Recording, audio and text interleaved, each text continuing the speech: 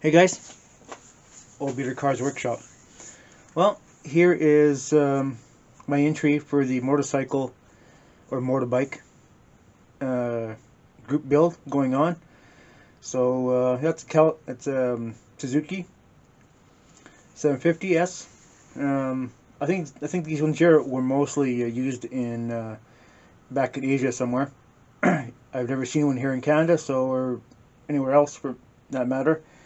Kind of a, you know, cool looking bike.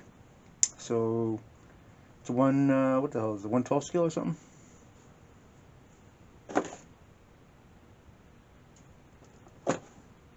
A 112 scale.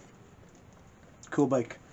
I really like these kits, like the retro crotch rocket kind of bikes. So, yep, pretty cool. Pretty fond of that style. So, all right, that's my entry. So I'll be plucking away on that a little bit now. So, all right, thanks for watching. See you on the next one.